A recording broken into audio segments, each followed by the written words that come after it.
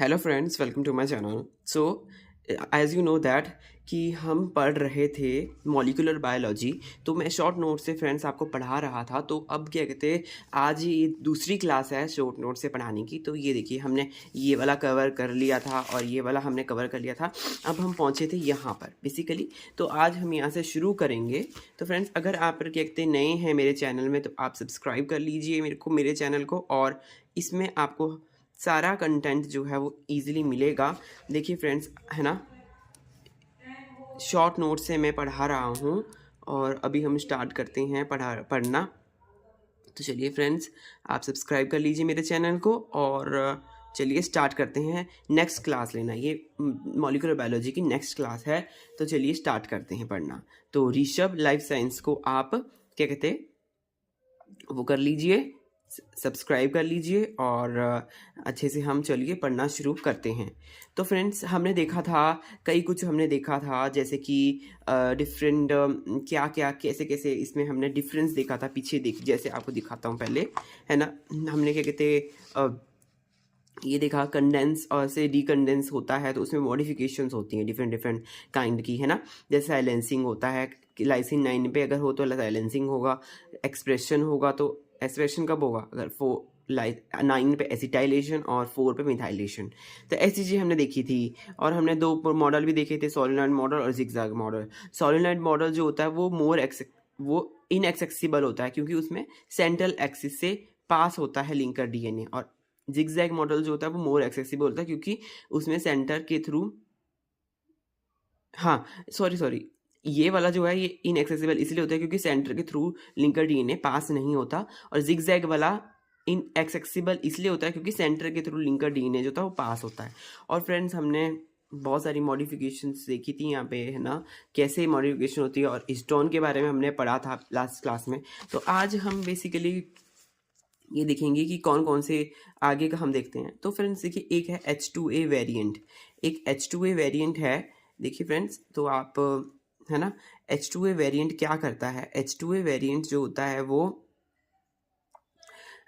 H2A है। H2A का variant recognize करता है डीएनए रिपेयर एंजाइम्स को रिकॉग्नाइज करता है और leading to localization of DNA damage के लोकलाइजेशन में मदद करता है। और एक है H3 वेरिएंट। डिफरेंट डिफरेंट प्रकार के वेरिएंट्स होते हैं, जैसे कि, है ना। तो H3 वेरिएंट है सैंप ए नाम का एक वेरिएंट है। वो एसोसिएटेड होता है with nucleosomes in centromeric DNA में, और act as binding site for kinetochore protein की बाइंडिंग साइट की तरह वो एक्ट करता है बाइंडिंग साइट की तरह काइनेटोकोर प्रोटीन के लिए, है ना। अब देखिए ऐसा कुछ ही हमारा स्ट्रक्चर हिस्टोन देखने को मिलता है। ये हिस्टोन है और ये टेल्स हैं। तो इसमें क्या हो रहा है बेसिकली, ऐसे ऐसे देखिए, सैंप इसमें काइनेटोकोर के पोर्शन में बाइंड कर रहा है और एक मॉडिफिकेशन लेकर आ रहा है, ठीक है। Lose of CENP A interfere with the association of kinetochore component with centromeric DNA. अगर सैंप ए नहीं होगा तो अगर, है ना, तो क्या होगा, एसोसिएशन जो था काइनेटोकोर का सेंट्रोमेरिक डीएनए से वो नहीं होगा, ठीक है, इंटरफेयर करेगा। और डिफरेंट प्रकार के जो हैं वो देख लेते हैं, कौन कौन से क्या कहते हैं हमारे पास वेरिएंट्स हैं। जैसे कि H2A, H2B, H3, H4, है ना। इसका H3 1.1 3.2 सैंप ए H2A, ये डिफरेंट प्रकार के हमारे सारे वेरिएंट्स हैं। और भी इसमें सारे जो एग्जांपल लिखे हैं वो सब के सब डिफरेंट प्रकार के वेरिएंट्स हैं। अब हम फ्रेंड्स यहाँ पहुँच देखते हैं क्या लिखा हुआ है, एक बार देख लेते हैं। Dynamic nature of DNA binding to histone core is important. हमें डायनेमिक नेचर चाहिए, हमें ऐसा नहीं चाहिए कि वो एक जगह है बाइंडेड है, तो वैसा नहीं चाहिए, हमें डायनेमिक चाहिए, क्योंकि हमें उसे खोलना है ज़रूरत के हिसाब से, फिर हमें उस हिसाब से उसको बंद भी करना है ना। क्योंकि, हाँ, तो अब ये डायनेमिक नेचर क्यों है इम्पॉर्टेंट इसलिए है क्योंकि DNA binding protein strongly prefer to bind histone free region. जो डीएनए बाइंडिंग प्रोटीन्स होते हैं बेसिकली वो वही रीजन में बाइंड करते हैं जहाँ पे हिस्टोन नहीं होता, जो हिस्टोन फ्री रीजन होता है। बेसिकली कौन कौन सा ऐसे रीजन होते हैं, एक होता है मिड पॉइंट रीजन और एक होता है क्लोज टू एंट्री और एग्जिट रीजन। तो आप बताइए दोनों में से एक मिड पॉइंट रीजन है और एक एंट्री और एग्जिट वाला रीजन है, दोनों में से एक्सेसिबल कौन सा है? ऑब्वियसली जो मिड पॉइंट वाला है वो लेस एक्सेसिबल है, और एक्सेसिबल है जो एंट्री और एग्जिट वाला है वो एक्सेसिबल है, क्योंकि वहाँ पे इजीली जो डीएनए हिस्टोन वहाँ पे नहीं है, और वहाँ पे इजीली कोई भी डीएनए बाइंडिंग प्रोटीन है वो वहाँ पे जाके बाइंड कर सकता है। तो इसी हिसाब से हम जो कहेंगे कि मोर सेंट्रल बाइंडिंग साइट, क्योंकि मिड पॉइंट में है, क्योंकि मोर ज़्यादा वहाँ पे सेंट्रल बाइंडिंग साइट है, वो लेस एक्सेसिबल है। और जो बाइंडिंग साइट नियर एंड्स है, जैसे कि 1 और 147 के पास है ना, वो या फिर 1 ये जो एंट्री के साइड या फिर एग्जिट में, वो क्या कहते हैं, उसमें ज़्यादा एक्सेसिबिलिटी है, वो ज़्यादा अच्छे से हो सकता है। चलिए फ्रेंड्स, अब हम एक टेबल देख लेते हैं, इसमें दोनों चीज़ों का यहाँ पे डिफरेंस लिखा हुआ है ना, दोनों चीज़ों का यहाँ पे डिफरेंस लिखा है। तो चलिए इसको देखते हैं। यहाँ पे है, देखिए अब दो प्रकार के हमारे पास, पीछे हमने पढ़े थे सुपर कॉइल्स हो जाते हैं। सुपर कॉइल्स बेसिकली क्या क्यों होते हैं? टोपो आइसोमरेज जो होता है फिर सुपर कॉइल्स को हटाता है। हमने एक एंजाइम देखा था टोपो आइसोमरेज। तो सुपर कॉइल भी होने चाहिए, positive super coil, negative super coil. Positive वाले जो होने चाहिए तभी आगे प्रोसेस होगा। हाँ, इसमें क्या होगा, डीएनए स्ट्रैंड ओवरबाउंड बेसिकली एक प्रकार का गुच्छा जब बनता है, जैसे रेप्लिकेशन होती है ना, डबलिंग होती है डीएनए की, तो वहाँ पे क्या होता है, पॉजिटिव सुपर कॉइल होता है ना। ऐसी ये बात यहाँ पर बताई गई है। और नेगेटिव सुपर कॉइल्स हमें नहीं चाहिए होते हैं, वो हम टोपो आइसोमेरेसिस की मदद से हम उसको ख़त्म कर देते हैं नेगेटिव सुपर कॉइल्स को। डीएनए स्ट्रैंड ओवरबाउंड, इसमें डीएनए स्ट्रैंड ओवरबाउंड है पॉजिटिव सुपर कॉइल में, और यहाँ पर अंडरबाउंड है डीएनए स्ट्रैंड। इसमें कंपेयर टू रिलैक्स स्टेट से अगर कंपेयर करें तो ये ओवरबाउंड है और ये रिलैक्स स्टेट से अंडरबाउंड है।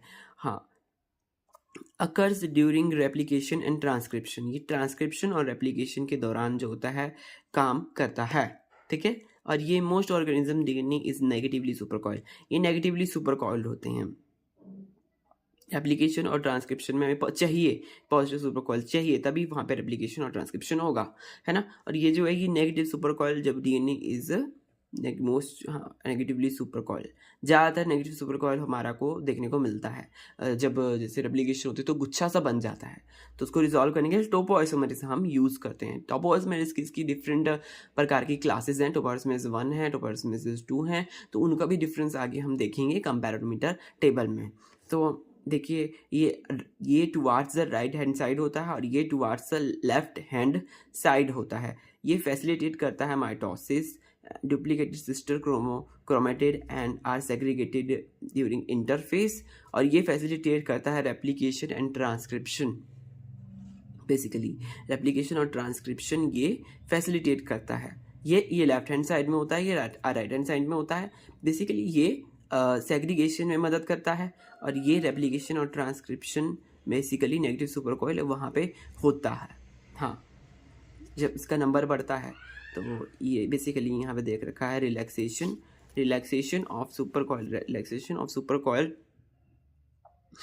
लो क्लीवेज कंप्लीट फास्ट, तो रिलैक्स हो गया सुपर कॉइल, तो कुछ इस प्रकार का हमारा हो गया super coil, positive super coil. पहले ऐसे गुच्छा बना हुआ था, फिर रिलैक्स होगा, टोपो आइसोमेरेस यहाँ पे यूज़ किए ना, और ऐसे यहाँ पे टोपो आइसोमेरेस यूज़ करिए तो ये थोड़ा ऐसा हो गया, सुपर कॉइल हो गया, नेगेटिव सुपर कॉइल आ गए, इसमें नेगेटिव सुपर कॉइल आ गए।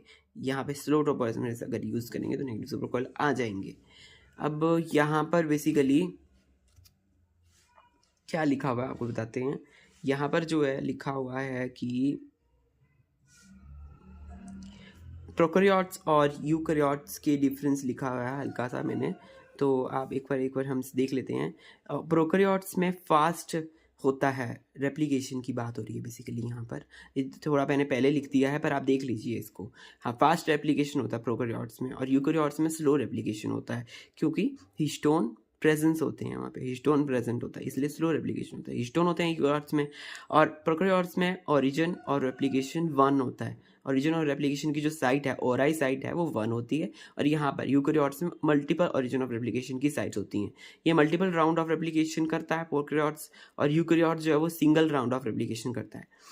इसमें कोई प्रॉब्लम नहीं होती है। और यहाँ पर एंड रेप्लिकेशन प्रॉब्लम होती है यूकेरियोट्स में। एंड रेप्लिकेशन प्रॉब्लम का हमने देखा था रिजॉल्व कौन करता है एंड रेप्लिकेशन प्रॉब्लम को, जो रिवर्स ट्रांसक्रिप्टेज है एंजाइम, वो एंड रेप्लिकेशन प्रॉब्लम को जो टेलोमेरेज शॉर्टनिंग हो जाती है उसको रिजॉल्व करता है। ये भी हमने पीछे देखा था। तो चलिए फ्रेंड्स, हम आगे बढ़ते हैं। तो आगे देखिए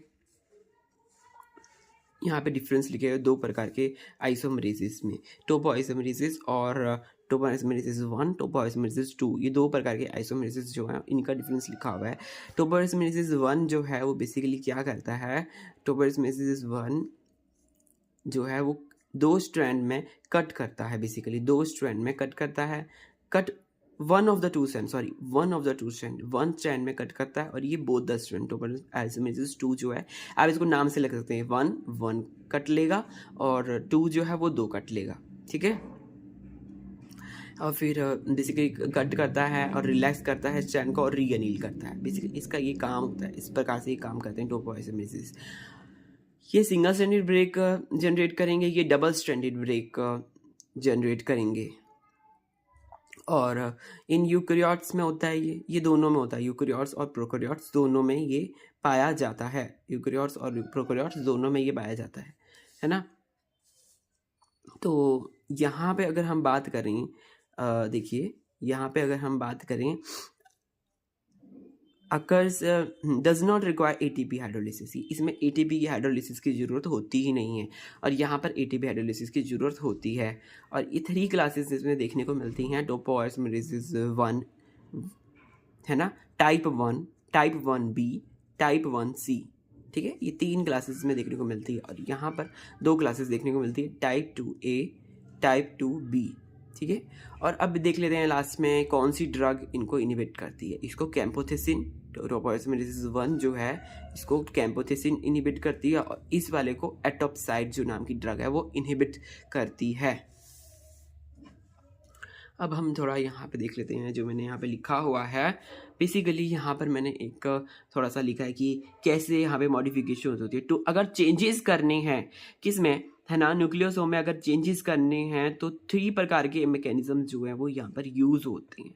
3 प्रकार के मैकेनिज्म्स कौन से हैं, एक है मैकेनिज्म, 3 प्रकार के मैकेनिज्म में एक मैकेनिज्म है स्लाइडिंग। जैसे अगर मान लीजिए हिस्टोन यहाँ है, यहाँ पे कुछ करना है तो ये स्लाइड होके आगे चला गया, है ना, आगे चला गया। इजेक्शन मतलब बाहर निकलना, है ना। फिर डायमर एक्सचेंज।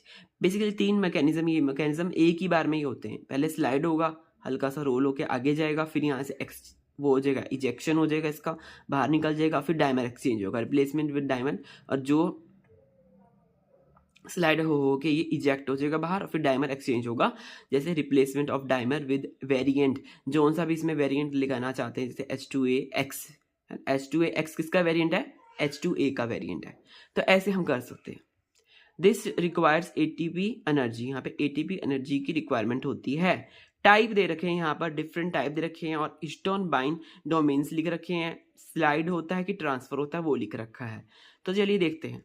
टाइप SWI और SNF, SWI और SNF जो है उसमें हिस्टोन बाइंडिंग डोमेन कौन सा है, उसमें हिस्टोन बाइंडिंग डोमेन जो है वो ब्रोमो डोमेन है, और वो स्लाइड भी होता है और वो ट्रांसफर भी होता है। वाई का मतलब है यस। ISW1 ये थोड़ा याद कर लेना अगर आप कर सकते हैं तो, है ना। कभी कभी क्वेश्चंस इसमें ये पूछ लेते हैं, ऐसी साइंटिफिक नॉलेज आप याद रखें। तो bromo domain, sand domain, PhD domain, bromo sand PhD domain, ये वाले हिस्टोन बाइंडिंग डोमेन्स इसमें प्रेजेंट होते हैं ISW1 में। और इसमें स्लाइडिंग होती है पर यहाँ पे ट्रांसफर नहीं होता, एन मतलब नो।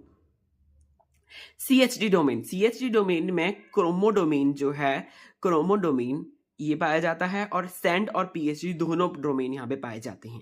बेसिकली ISW में ब्रोमो, CHD डोमेन में क्रोमो, CH क्रोमो, है ना। ऐसे आप याद रख सकते हैं, CH और क्रोमो सेम है ना। और फिर इसमें दोनों स्लाइडिंग और ट्रांसफर दोनों। और INO80 इसमें सिर्फ ब्रोमो डोमेन जो है वो पाया जाता है। 8 थोड़ा B की तरह लगता है, आप इसे याद रख सकते हैं, है ना। INO80 ब्रोमो डोमेन इसमें पाया जाता है। स्लाइड होता है पर ट्रांसफ़र नहीं होता। तो चलिए फ्रेंड्स, अब हम जल्दी पढ़ रहे हैं ताकि मैं सारा कुछ इसमें जल्दी से आपको कवर कर सकूं, है ना। तो सारा कुछ इसमें लिखा हुआ है शॉर्ट नोट्स में, तो टेंशन नॉट, तो हम सब कुछ ही पढ़ेंगे। चलिए अब हम देखते हैं यहाँ पे क्या लिखा हुआ है। यहाँ पे लिखा है nucleosome free region. Nucleosome free region क्या होता है? वो मोर एक्सेसिबल होता है to protein binding, protein assembly में। ये न्यूक्लियोसोम फ्री रीजन कहाँ है? देखिए मैंने यहाँ छोटा सा डायग्राम बना रखा है। ऐसा हिस्टोन है ना, हिस्टोन, और यहाँ पर है हिस्टोन। दो हिस्टोन के बीच में जो डीएनए है कॉइल्ड होकर, यहाँ पे कॉइल्ड होकर पूरा डीएनए गया हुआ है। ये जो रीजन है ये है न्यूक्लियोसोम फ्री रीजन। ये 150 बेस पेयर का होता है रीजन। ये जो रीजन होता है यहाँ पर, ये प्रोटीन असेंबली के लिए बहुत ही अच्छा माना गया है, मोर एक्सेसिबल होता है न्यूक्लियोसोम फ्री रीजन। ऑब्वियसली हमने देखा था जो फ्री रीजन होगा वहां पे इजीली क्या कहते हैं, एंट्री यहाँ से एंट्री हो रही है और ये एग्जिट है। एंट्री एग्जिट वाली साइड जो होती है वो बेसिकली ज़्यादा एक्सेसिबल होती है। हमने देखा था ना, सुना, पीछे हमने पढ़ा था ना। तो ये बात है, ये इंपॉर्टेंट चीज़ है, याद रखना। और माइनर ग्रूव जो है यहाँ पे कंपैरिजन किया गया है। माइनर ग्रूव जो है वो ज़्यादा एक्सेसिबल है मेजर ग्रूव से for protein modification. Minor groove ज़्यादा एक्सेसिबल है। अब यहाँ पे डिफरेंट मॉडिफिकेशंस जो हैं वो लिखी हुई हैं बेसिकली, है ना। मॉडिफिकेशन विद हिस्टोन, यहाँ पे हिस्टोन की मॉडिफिकेशंस लिखी हुई हैं। जैसे कि अगर एसिटाइलेशन हो जाए लाइसिन में, लाइसिन का एसिडाइलेशन हो हिस्टोन में, है ना, तो क्या होगा, 8 और 16 position of H4 start express gene. हाँ, 8 या 6 पोजीशन पे अगर लाइसिन का एसिडाइलेशन होगा तो H4 की बात हो रही है, हिस्टोन H4 की बात हो रही है, तो वहां पर क्या होगा, स्टार्ट साइड जो होती है वो एक्सप्रेस हो जाएंगी, वही acetylation of other lysine in makes H4 deposited into another part as a new nucleosome. So अब नेक्स्ट देखते हैं मिथाइलेशन ऑफ लाइसिन की मिथाइलेशन पहले था एसिडाइलेशन, यहाँ पे मिथाइलेशन। तो मिथाइलेशन अगर 4, 36, 79 H3 वाले हिस्टोन में होगी, है ना, H3 वाले में यहाँ पोजीशंस पे अगर मिथाइलेशन होगा लाइसिन में तो एक्सप्रेशन होगा जीन्स का, ठीक है। बेसिकली मिथाइलेशन और एसिडाइलेशन क्या कर रहे हैं, एक्सप्रेशन कर रहे हैं। तो methylation on lysine 9 and 27 depression कर रहे हैं। अगर हम देखें मिथाइलेशन 9-27 हम याद रखें, है ना, 9-27 जो था वो रिप्रेशन करता है, और बाकी जो है 36 मिथाइलेशन और एसिडाइलेशन जो है लाइसिन पे 36 में 4, 8, 16, तो ये क्या करते हैं, एक्सप्रेशन लेके आते हैं। रिप्रेशन कौन लेके आता है, लाइसिन 9 and 27। ये क्वेश्चन जो है ये PYQ में पूछा गया है, आप इसको अच्छे से अपने दिमाग में रिकॉल मतलब इसको याद रखें, ठीक है। अब हम बात करते हैं important methylation and acetylation sites. कौन सी इंपॉर्टेंट मिथाइलेशन साइट्स हैं? एक है H3 में हिस्टोन H3 के लिए है ये लाइसिन 4, 9, 27, ये इंपॉर्टेंट मिथाइलेशन साइट्स है ना। और मिथाइलेशन ओनली मिथाइलेशन साइट्स कौन सी हैं? ये तो दोनों वाली हैं जिसमें मिथाइलेशन एसिटाइलेशन दोनों हो सकता है। लाइसिन 4, 9, 27 में मिथाइलेशन और एसिटाइलेशन दोनों हो सकता है। और H3 केस में यहाँ पे था H4, यहाँ पे हम जो हमने पढ़ा था ये H3 केस में थी, यहाँ पे भी H3 के केस में था।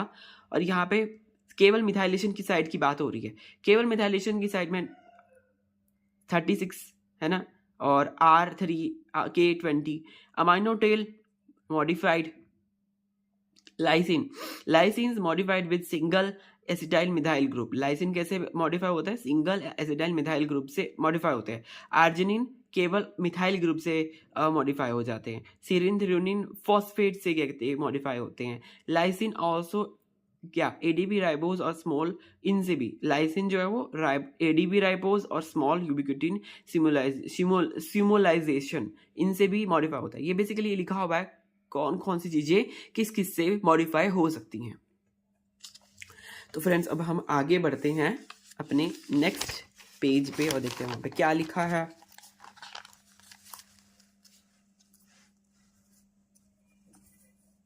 ये देखिए फ्रेंड्स, यहाँ पे क्या लिखा है, यहाँ पे लिखा है सो हिस्टोन टेल मॉडिफिकेशन। जो हिस्टोन टेल मॉडिफिकेशन है वो कंस्टिट्यूट करती है बायोलॉजिकल कोड।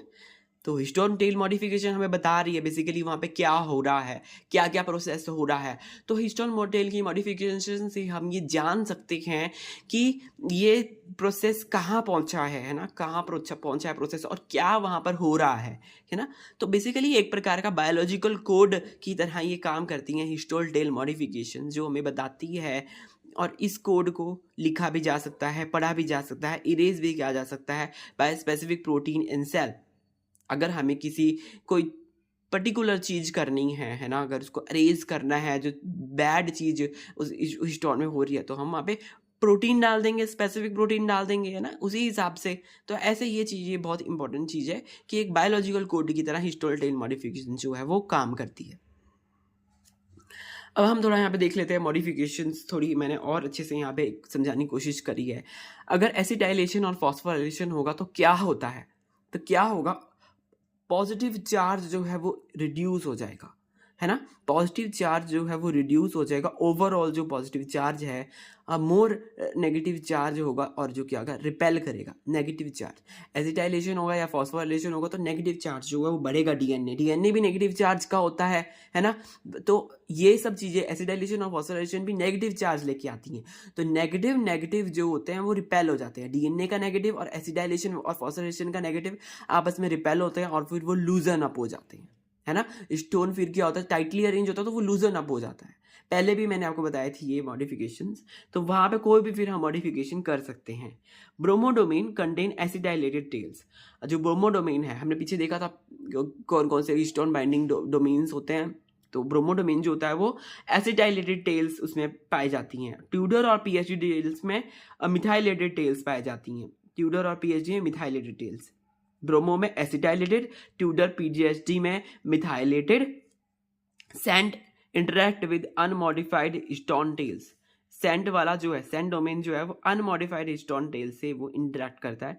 एक एग्जांपल है HP1। HP1 जो है वो कंटेन करता है chromodomain and bind to methylated lysine 9 of H3। हाँ, तो किससे बाइंड करता है, लाइसिन 9, लाइसिन H3 के, H3 स्टोन की लाइसिन 9 से HP1 जो है वो बाइंड करता है। अगर आप ये सोच रहे हो थोड़ा बहुत ज़्यादा डिटेल में अगर हम पढ़ रहे हैं, तो फ्रेंड्स डिटेल में ही हमें पढ़ना है, तभी हम अच्छे से क्या कहते हैं स्कोर कर पाएंगे CSIR नेट के पेपर में, जो लाइफ साइंस का पेपर होता है। तो आप ज़रूर फॉलो करें, सब्सक्राइब कर लीजिए ऋषभ लाइफ साइंसेस को, तो आपको सारा अपडेट रहेगा, मिलेगा। अभी तो फ्रेंड्स हम कर रहे हैं ये रिवीजन, ये हम शॉर्ट नोट से कर रहे हैं, और अगर आप कहेंगे तो मैं आपके लिए क्या कहते हैं लॉन्ग नोट्स जो है मेरे पास, उससे भी मैं आपको रिवीजन करवा दूंगा, ताकि आप एक एक चीज़ अच्छे से समझ पाएँ, ठीक है। बाकी अगर आप इंग्लिश में कंटेंट चाहते हैं तो आप वो भी बता दीजिए, कौन सी लैंग्वेज आपको प्रेफर है वो आप बता सकते हैं। चलिए फ्रेंड्स, बात की ये सब बात की बात है, अभी हम पढ़ लेते हैं। ये देखिए हैट्स मैंने आपको पहले भी बताया था, नीचे पीछे भी लिखा था। तो हिस्टोन एसिटाइल ट्रांसफरेजेस हैट्स का फुल फॉर्म है। ये एंजाइम है जो एसिटाइलेट करता है हिस्टोन टेल्स को ये एसिटाइलेट करता है। Include bromodomain facilitate maintenance and propagation of acetylated histone. HATs क्या करता है, हैट्स जो है वो बेसिकली मेंटेन करता है और प्रोपोगेशन करता है एसिटाइलेटेड हिस्टोन्स की, जो है मेंटेनेंस और प्रोपोगेशन करता है एसिटाइलेटेड हिस्टोन की। इंक्लूड ब्रोमोडोमेन फैसिलिटेटेड, हाँ। तो बेसिकली हैट्स ये जो है एसिटाइलेशन और फॉस्फोराइलेशन बेसिकली है, एसिटाइलेशन भी लूजन अप करते हैं, और बेसिकली इसमें ब्रोमोडोमेन प्रेजेंट होता है और फैसिलिटेट करता है प्रोपोगेशन और एसिटाइलेटेड हिस्टोन की। अब यहाँ पे दो प्रकार के हैं, HDAC और HMT। हाँ, थोड़ा सा बच गया, फिर उसके बाद हम रेप्लिकेशन का हम स्टार्टिंग करेंगे कि हम रेप्लिकेशन में क्या होता है हम देखेंगे। थोड़ा सा हमें अभी फ़िलहाल इतना ही अभी हम करते हैं, फिर अभी देखते हैं कितना हमें करना है। तो फ्रेंड्स देखिए, HDAC क्या, histone deacetylases. HMT histone methyl transferases. ये दो प्रकार के यहाँ पे एंजाइम्स हैं। HDAC इन दोनों का काम क्या है, मॉडिफिकेशंस को रिमूव करना।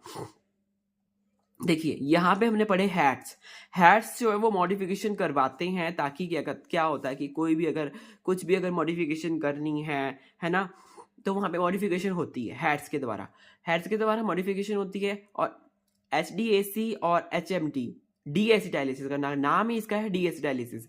ये एसिटाइल जो ग्रुप है उसको हटाता है। और मिथाइल ट्रांसफरेसिस, एचएमडी क्या है? मिथाइल ट्रांसफरेसिस। देखिए, अगर हम मॉडिफिकेशन करवा रहे हैं तो उसको निकालना भी जरूरी है, तो इसलिए यहाँ पे HDAC और HMT जो है वो भी इंपॉर्टेंट है।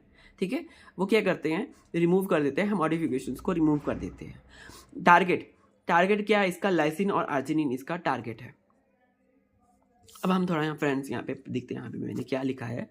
यहाँ देखिए, modification of amino terminal tails, दो प्रकार के modification of amino terminal tails क्या करते हैं? Modification reduces formation of repressive structures. जो अमाइनो टर्मिनल टेल्स में अगर मॉडिफिकेशन होगी तो क्या होगा?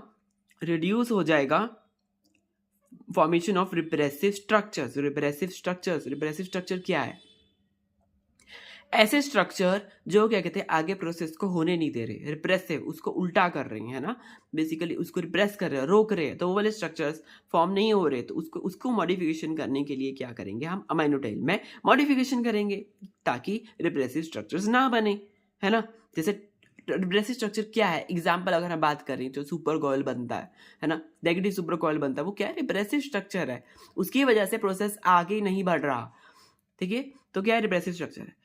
और दूसरा क्या है? Remodelling of nucleosome. Remodelling of nucleosome क्या करता है? इंक्रीज करता है एक्सेसिबिलिटी को इंक्रीज करता है रीमॉडलिंग बेसिकली जो हमने पढ़ा स्लाइड इजेक्शन ट्रांसफर मेथड जो हमने पढ़ा, वो बेसिकली क्या है? रीमॉडलिंग है। जो भी मैंने यहाँ बताया ना आपको, ये देखिए यहाँ पे मैंने एक पूरे अच्छे से डायग्राम भी यहाँ पे बनाया हुआ है हल्का सा, देखिए स्लाइडिंग इजेक्शन डाइवर एक्सचेंज एक प्रकार का क्या है? ये एक प्रकार की रीमॉडलिंग है ना, ताकि क्या हो? ताकि जो भी हम मॉडिफिकेशन में करना चाहते हैं वो हो। तो इसलिए ये देखिए ऐसे स्लाइड हुआ, फिर इजेक्ट हुआ, और फिर क्या होगा? डाइवर एक्सचेंज होगा। तो इससे क्या होगा? ये एक प्रकार की रीमॉडलिंग है। तो ये रीमॉडलिंग जो है, दो प्रकार की चीजें जो हमने यहाँ पे पढ़ी, इससे क्या होगा? रीमॉडलिंग से क्या होगा? एक्सेसिबिलिटी बढ़ेगी, मोर डीएनए बाइंडिंग प्रोटीन उसमें ऐड हो सकता है। ठीक है, तो दो चीजें यहाँ पर इंपॉर्टेंट है। कौन सी? Modification of amino terminal tail की मॉडिफिकेशन क्या करेंगी? रिप्रेसिव स्ट्रक्चर्स की फॉर्मेशंस को रोकेंगी। और क्या होगा? और रिमॉडलिंग ऑफ न्यूक्लियोसोम जो है वो क्या करेगा? एक्सेसिबिलिटी को बढ़ाएगा। ये दो चीजें, मॉडिफिकेशन अमाइनो टर्मिनल टेल और रिमॉडलिंग ऑफ न्यूक्लियोसोम, ये दोनों एक्सेसिबिलिटी ऑफ डीएनए को बढ़ाते हैं। मेन बात यही है, एक्सेसिबिलिटी बढ़नी चाहिए डीएनए की, तभी हम कोई भी प्रोसेस करेंगे। देखिए फ्रेंड्स, है ना, ऐसा कुछ नहीं है देखिए कि हमें सब कुछ चाहिए, हमें नेगेटिव प्रोसेस भी चाहिए, हम पॉजिटिव वे से भी चाहिए। जैसे एक बच्चा है, अगर वो बिगड़ रहा है ना, तो वो बच्चे को बिगड़ने से अगर रोकना है तो हमें नेगेटिव वो भी चाहिए, उसको थप्पड़ की जरूरत भी है, उसको प्यार की जरूरत भी है। तो दोनों चीज़ें यहाँ पे काम हो रहा है। हमारे अंदर की जो मशीनरी है वो दो वे में काम करती है। हम भी देखिए दुनिया में देखिए लोग भी ऐसे बच्चे को सुधारना होता तो दो वे में काम होता है। ऐसी अंदर की मशीनरी भी दो वे में काम कर रही है, पॉजिटिवली इन्फ्लुएंस कर रही है हैट्स, ये याद रखने इंपॉर्टेंट चीजें हैं, हैट्स, और नेगेटिवली कर रहे हैं HDAC और HMT। तो फ्रेंड्स, मैं सोच रहा हूँ अभी हम इतना ही करते हैं, पॉज करते हैं। आप कर लीजिए सब्सक्राइब ऋषभ लाइफ साइंसेस को, क्योंकि फिर आपको सारा इंफॉर्मेशन अच्छे से मिल जाएगा। जो भी है पूरा मैंने यहाँ पे करा हुआ है। इसका फर्स्ट पार्ट भी स्टोन का है। स्टोन का फर्स्ट पार्ट में भी हमने काफ़ी इन्फॉर्मेशन जो है ली है, डिफरेंट रीजन्स की कैसे कैसे वहाँ पे काम होता है ना, कौन कौन से SMC प्रोटीन्स वहाँ पे प्रेजेंट है, कोएसिन, कंडेंसिन, और हमने देखा था माइक्रोसैटेलाइट क्या होता है, हिस्टोन, जीनोम-वाइड रिपीट्स ऑफ।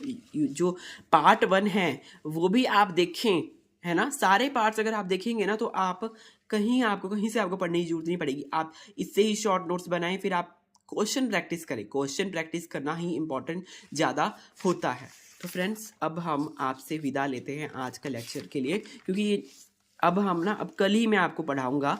कल हम शुरू करेंगे। कल देखिए कल से हम क्या शुरू करेंगे, नेक्स्ट लेक्चर से हम शुरू करेंगे DNA रेप्लिकेशन। मैं सोच रहा हूँ बड़ा टॉपिक है ना, फिर मैं इसको अच्छे से स्टार्ट कराऊँ और नई एनर्जी से इसको स्टार्ट कराऊँ, इसलिए हम इसको नेक्स्ट क्लास से हम नई क्लास से हम इसको पढ़ना शुरू करेंगे। तो ठीक है फ्रेंड्स, अगर आपको मेरा चैनल पसंद आता है, मेरा कंटेंट पसंद आता है, तो आप ऋषभ लाइफ साइंसेस को सब्सक्राइब कर लीजिए। आपको पूरी अपडेट मिलेगी, पूरी रिवीजन मैं आपको करवाऊंगा। और जैसे जैसे अब मेरा जो यूट्यूब कम्युनिटी आगे बढ़ेगी उस हिसाब से मैं आगे डिसीजन लूँगा, लाइव क्लासेस लूँगा और बहुत अच्छे से आपको कंटेंट दूंगा, वो भी बिल्कुल फ्री में। पेड कंटेंट पूरा ये है ना। तो आप चिंता ना करें, सब कुछ मैंने नोट्स बना रखे हैं, सब कुछ मैंने कर रखा है, बस आपको फॉलो करना है और आपको पढ़ना है। पढ़ने से आपको मतलब होना चाहिए। ठीक है friends, bye bye, have a nice day.